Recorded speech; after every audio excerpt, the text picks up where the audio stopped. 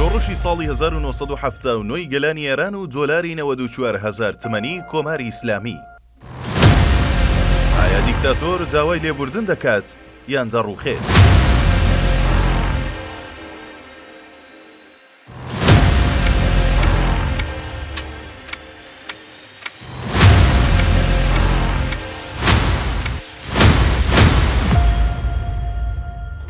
گەلانی نیشتەجێی ڕۆژهەڵاتی ناوەڕاست ئەزمموی باشیان لە گۆڕینی حکوومەتەکان و سەرهەڵدانی شۆڕشە جۆرە و جۆرەکاندا هەیە.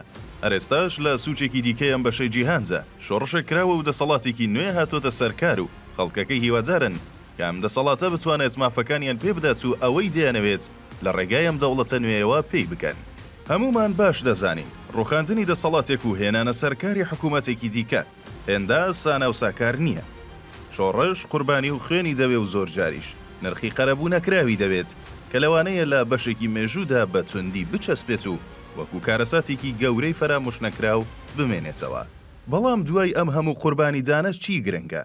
ئەوەی گرنگە ئاکامی شۆڕشەکە و ڕەزامەندی خەڵکە، گەشەی ئابووری و کۆمەڵایەتیە، بەرزبوونەوەی پێگەی وڵات لە جیهاندا و پەرەپێدان بە پەروەردە و دەیان بابەتی دیکەیە کە هەریەکە و بەنۆرەی خۆی دەرخەری ئەنجامی باشی و خراپی شۆڕشەکەیە. با تۆزێک بگەڕێینەوە بۆ دواوە. زستانی ساڵی 1970 بوو. خەڵکی ئێران دژی ڕژێمی پاشایەتی هاتنە سەر شەقام و شۆڕشێکیان بەرپا کرد. شۆڕشێک بۆ ئازادی و ژیانێکی باشتر کە لە ئاکامدا حیزبی کۆماری ئیسلامی ئەو کاتیان گەیاندە سەر دەسەڵات و ئێستا 46 ساڵە کۆماری ئیسلامی حکوم بەسەر ئێران و گەلانی ئەو وڵاتەدا دەکات. لە ڕاستیدا باشترە بڵین نزیک بە نیو سەدەیە دیکتاتۆریەتی کۆماری ئیسلامی بەسەر ئێراندا زاڵە و ئاکامی شۆڕشەکەی ساڵی 1970 ئێرانیش لەمەی کە ئێستا هەیە ڕوونتر خۆی دەرناخات. تمام بزرگواران حرمه، واقعا حرمه، جاییه که همه ماها انقدر مقدسش میدونیم که هر سال نه هر روز نه. ڕژێمی ئێران ڕۆژی دووشەممە 10/2/2025 46مین ڕێوڕسمی ساڵیادی سەرکەوتنی شۆڕشی بەسەر ڕژێمی پاشایەتیدا بەڕێوە برد. بەڵامەوەی جێیتە ڕامانە دۆخی ئێستای وڵاتی ئێران و ژیانی خەڵکەکەیەتی. چونکە پێویستە بپرسین دوای 46 ساڵ دەسەڵاتدارەتی کۆماری ئیسلامی ئاکامی شۆڕشەکەی ساڵی 79 گەلانی ئێران چی بوو؟ کۆماری ئیسلامی لە ئێستادا بە چی گەیشتووە؟ جیاواز لە بانگەشەکانی ڕێبەران و بەرپرسانی باڵای ڕژێمەکە بۆ دەستەبەرکردنی خواست و ئامانجە سیاسیەکانیان لەوانە شیعیزم و پەرەپێزان بە باوەڕائینیەکانیان کە نەیانتوانی لەم 46 ساڵەدا پێی بگەن ڕژێمیێران لە ئێستادا لە ئاستی ناوچەیی و نێودەوڵەتیدا پێگەی پێشووتری خۆی لەدەستداوە و بە ماکەی سەرەکی تیرۆریزم لە جیهان پشتیوانی گروپ و دامەزراوە تیرۆریستیەکان دەسەڵاتێکی ئایدیالیکی پانئیسلامیزم تێکدەر یاسایش و سەقامگیری ڕۆژهەڵاتی ناوین سیستەمێکی تۆتالیتەر و سەرکوتگەر پێشێلکاری مافەکانی مرۆڤ پێشێلکاری دیموکراسی و ئازادی ڕادەربڕین پاڵپشتیکاری شەڕ و کوشتن و دەیان بابەتی دیکە کە نوێترینیان مەترسی دەستڕاگەیشتنی ئەو ڕژێمە بە چەکی ئەتۆمیا دەناسرێتەوە.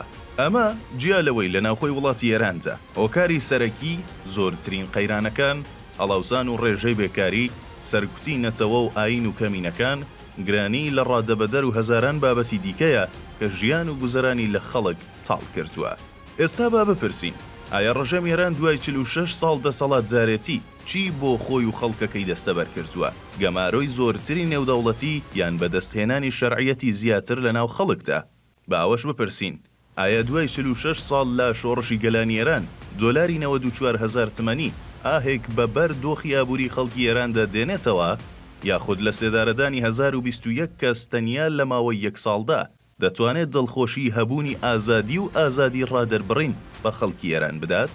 پەرەپێدان بە بەرنامەی هاژەکی و درۆنی بۆ ڕژێمی ئێران گرنگتر بووە یاخود پەرەپێدان بە ئابووری وڵات و ژیانی خەڵک قەیرانی کارەبا و وزەی ئێران ئەولەویەت بووە یاخود پشتیوانی لە گروپ و دەسەڵات و حکوومەتەکانی دیکە لە ناوچەکەدا؟ ئەمانە و هەزاران پرسیاری دیکە خورەی هەموو ڕۆژێکی مێشکی خەڵکی ئێرانن لە 46مین ساڵیادی شۆڕشەکەیاندا.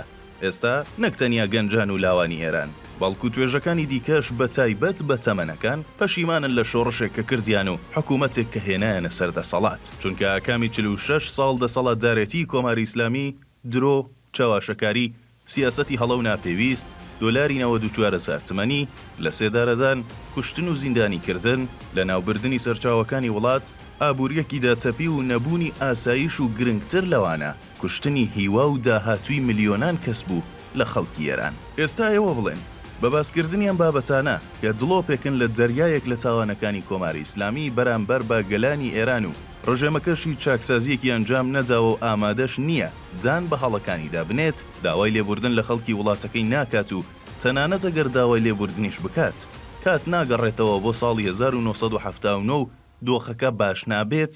ئایا ئەم دیکتاتۆرە حەقی خۆی نییە بڕوخێت؟